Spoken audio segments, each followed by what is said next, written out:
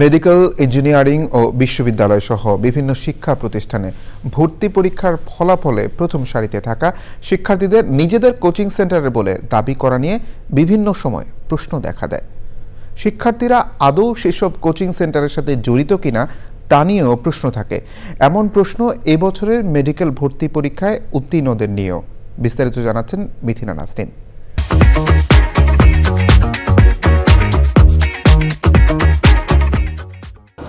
রাজধানীর ব্যস্ততম এলাকা ফার্মগেট অনেকটা কোচিং পাড়া হিসেবেই শিক্ষার্থীদের কাছে পরিচিত।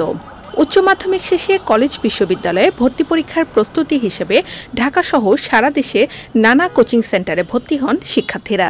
আবার অনেকে বাড়িতে প্রস্তুতি নিয়েই ফলাফলে চমক দেখান। সদ্য প্রকাশিত মেডিকেল ভর্তি পরীক্ষায় সেরা ফলাফল করা শিক্ষার্থীদের নিজেদের শিক্ষার্থী বলে দাবি করছে প্রায় সব কোচিং সেন্টারই। এ অবস্থায় নিজেদের অবস্থান স্পষ্ট করলেন কোচিং সেন্টারগুলো।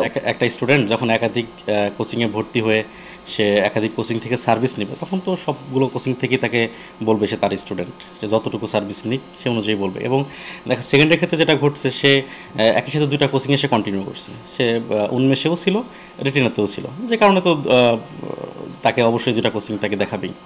বিভিন্ন সংবাদে নানাভাবে শিরোনাম হওয়া শিক্ষার্থীদের কেউ বলছেন একটি, আবার কেউ বা একাধিক কোচিং সেন্টারের নির্দেশনা নেওয়ার কথা।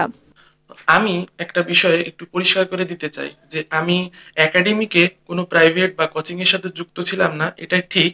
কিন্তু অ্যাডমিশন জার্নিতে আমি প্রথম থেকে শেষ পর্যন্ত উন্মেষের সাথে সম্পূর্ণভাবেই যুক্ত ছিলাম। তবে সব মিলিয়ে শিক্ষার্থীদের সাফল্য অর্জনে জ্ঞানের ভিত্তি সুদৃঢ় করা এবং নিজেকে একাগ্র হতে আহ্বান সেরাদের।